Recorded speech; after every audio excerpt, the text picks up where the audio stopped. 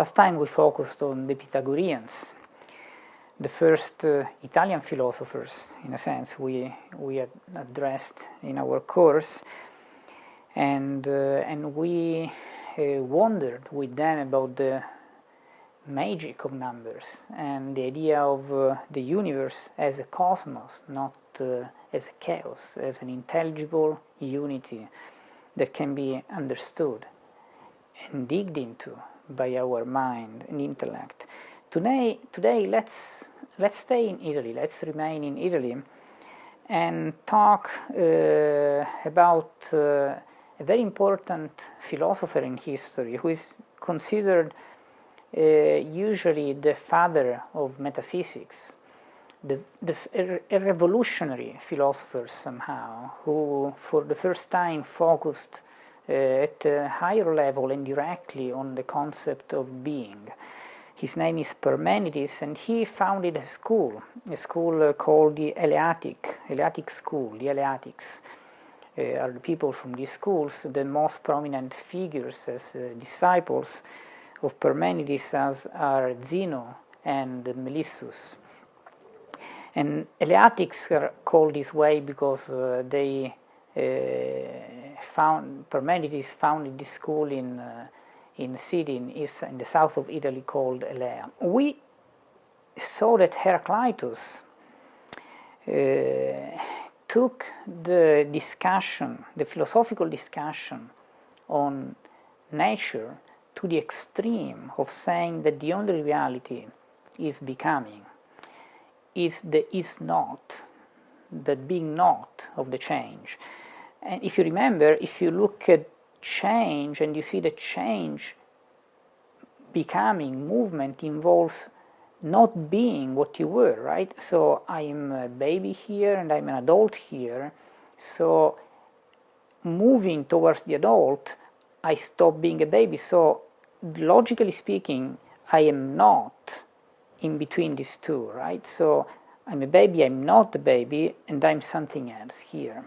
So he focused on movement as the progress of being not, a progress that movement, a process that can never be stopped, because if you stop it, there is something that is, and it cannot move anymore. So, but that's what we have in nature, is movement. So the reality, the true, and the first principle of everything is precisely movement in the sense of not being. And Parmenides took the other extreme. But in a sense, he was looking exactly at the same thing as Heraclitus. Parmenides said that being is the only thing that exists. Being is and cannot be not, cannot be not. So to him, what was illogical was exactly the idea of change and movement, because it does involve being not. So it's important to understand that Heraclitus and Parmenides are taking two extremes. For one of them, the only reality somehow is the being not of the movement.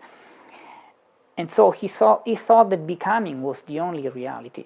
For Parmenides, what is true is the is, but he is looking at the same reality. He knows that movement involves being not, and by looking at it, he took the other stance.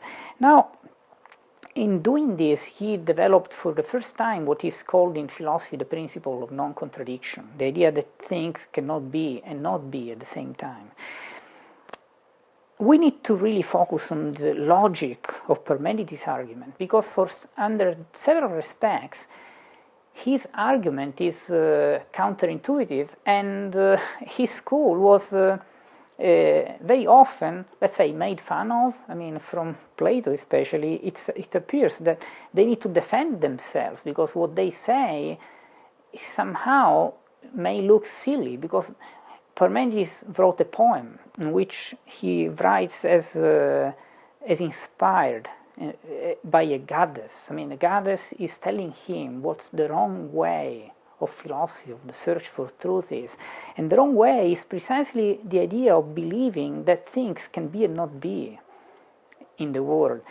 And this view involves that change is real. So for him, the whole reality of nature moving and changing, which involves the presence of the is not in the very thing, is an appearance, is not real. Truly, there is only being, which is one, which is unchangeable. It's one being, it cannot be not. And of course, if you look at it this way, it's easy to make fun of them, right? Of them, him and his disciples. And that's why they kind of reacted, trying to make fun of the other, the other side and their critics. So, and we are going to see how they did it. But most importantly, we need to focus on the logic of this, because, in a sense, things might sometimes look funny to logical reasoning and science, but they don't have to. I mean, because we really need to take seriously our intellect. To some people in ancient times, it seemed funny to think that the earth was round, because they thought, wow, this is ridiculous. So what? When you are the other side, you're upside down, don't you fall down? If it is round, I mean, you are the other side, you fall, right? So, in a sense, from a certain viewpoint, it does seem strange, and people might make fun of the idea that the earth is round. But, we need to always look at the rationale of some statements. And the Parmenides statement is pretty strong, logically speaking. So what's the logic? Let's review it again. So if movement, change, becoming involves a transition from is to is not, so you should visualize it just writing down is in point A, and then is not in the middle, and another is in point B. For example, baby, adult.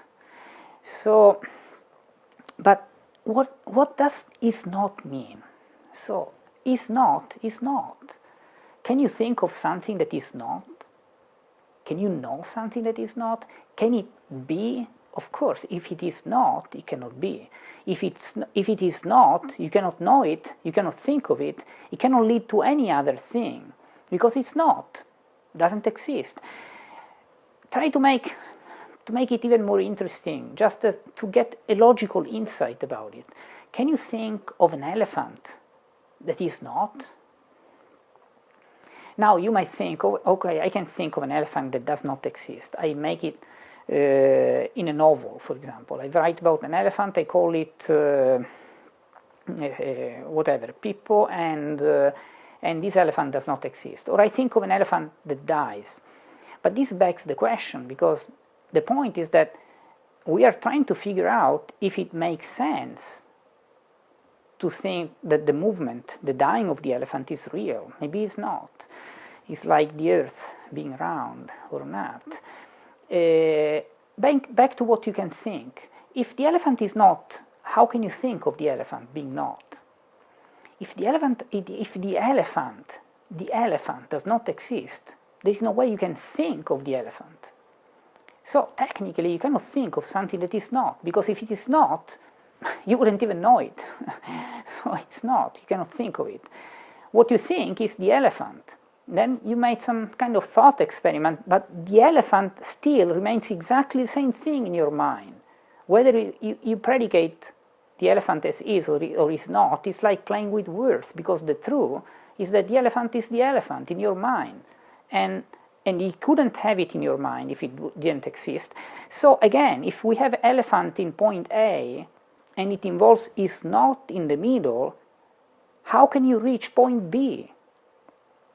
How can you cross over from point A to point B if in the middle there is not? I mean, there is not. There is nothing. So you cannot bridge. You cannot build a bridge here, because clearly you need an is in between. But logic wants that the change involves the is not. But hey, Parmenides would say, how can you say that is not is the real reality? Because is not cannot be. So is not, you cannot logically predicate is not of anything, because it's not. You cannot even think of it and name it. So is the only reality. But if is the only reality and cannot go through a movement, I mean, there are a lot of consequences that follow. And that's why Parmenides' school, focusing just on the properties of being as such, at this metaphysical, but starting with an epistemological problem related to the concept of change. This is very important. It's not just a fancy thought experiment. They started exactly as Heraclitus did, with focusing on the dynamic of change and the logical implication of change. And they reached different conclusions. But I would say that, logically speaking, Parmenides is going a little bit further than Heraclitus, even though this dispute somehow characterized the history of philosophy, even in the centuries to follow. But focusing just on the concept of being, Parmenides and his disciples drew some conclusions that belong to what eventually became the philosophy of God, trying to understand how God's being would exist. They said that the being is eternal, for example. And clearly it has to be, right? Because if it doesn't change, if the is what cannot be not, of course it cannot have a beginning and an end. So since it doesn't have a beginning and it doesn't have an end, it's also infinite, because it cannot have an end. It cannot terminate. And it's incorruptible, unchangeable, because corruption is a changing process. And it's one, because if there were two of them, the other would be a limit. So if it cannot have a limit or an end, it has to be one. It's without body too. It's an amazing statement here. But body involves a division in parts, and different parts would deny the other attributes. So these are just examples. I don't want to focus on these metaphysical conclusions, even though they are extremely interesting for the entire history of philosophy.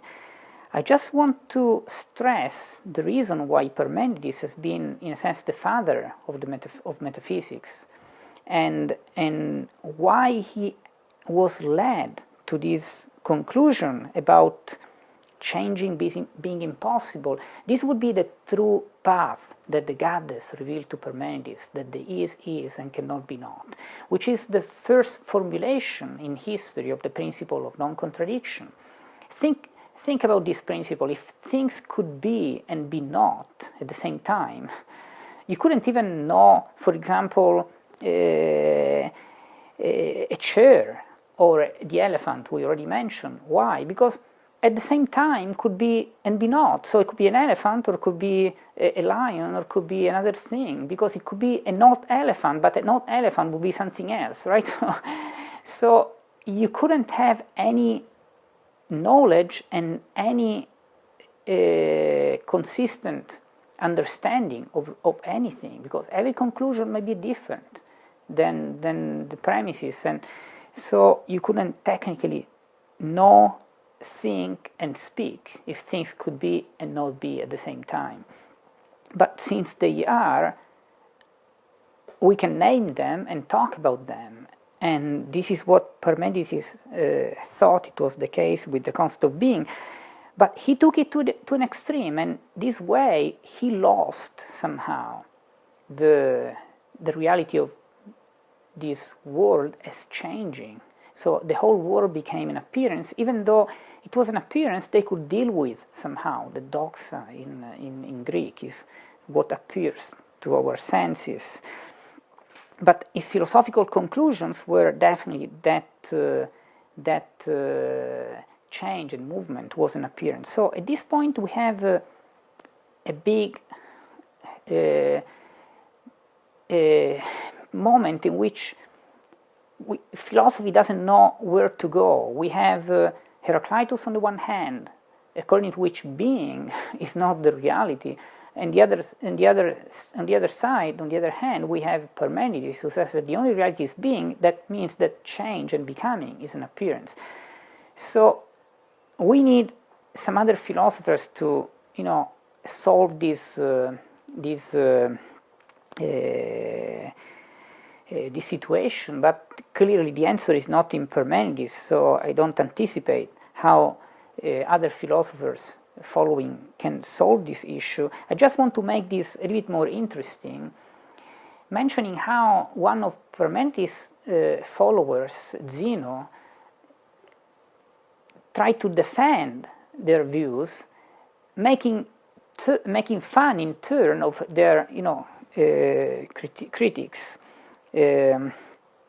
So Zeno worked out what has been famously called in history a series of paradoxes that are supposed to show that movement or change is impossible and illogical. And they're extremely clever. He's considered, in a sense, the father of dialectical arguments that try to show that you're right by showing that your opponents are stating something that does not make sense. So it's called an argument of disproof or by refutation. So by disproving your enemy's position, you prove that your own is right somehow. So let's see how he developed several of them, and some of them are more focused on criticizing the idea of a multiplicity of beings, and some of them are just focused on motion as such. So in this class I'll just mention two of them. One is from Dichotomy Paradox by Dichotomy, and the other is also very famous. Is from Achilles and the Tortoise, the very slow animal. So the one from Dichotomy says that it's impossible to reach an end in movement, because if you try to reach a certain point, first you should reach the half distance between where you are now and where you want to be. But then you need to reach the other half distance from where you are in the second moment and your destination, and then the other half and the half and the half. But you can cut in half this distance to the infinite, and you will never reach the point where you are going to. So if movement shows you that you are actually reaching your destinations while moving, movement is an appearance because it's not logically possible. The argument from Achilles and the Tortoise works pretty much the same way. So let's imagine that Achilles, the famous Greek mythological hero, is chasing a tortoise, this extremely slow animal. But by the time Achilles reaches the place where the tortoise were, even though the tortoise is so slower, the tortoise would have gone a little bit further, and then when Achilles reaches the other point, the tortoise would be further again. And each time, even though Achilles would get closer, he would never get exactly to the point where the tortoise is, because the tortoise will still be in motion. So how can Achilles reach the tortoise if it has to go through infinite points between him and the tortoise? So these paradoxes have been, extremely famous in the entire history of philosophy, and there are some solutions that came after Zeno's, and some mathematicians claim that there is a mathematical solution to these paradoxes, and that's not my field, so I don't mention these solutions. But Aristotle built up a different criticism for these paradoxes, but that would involve explaining the entire way in which Aristotle moved away from Parmenides' view, and this is not for this class. Aristotle himself, while talking about the way in which things are generated in nature, thought that Parmenides doesn't really fit with the other philosophers, because through this metaphysical shift he moved away from the discussion about the way in which things are generated and moved to other things. So, and this would be for another class. Thank you.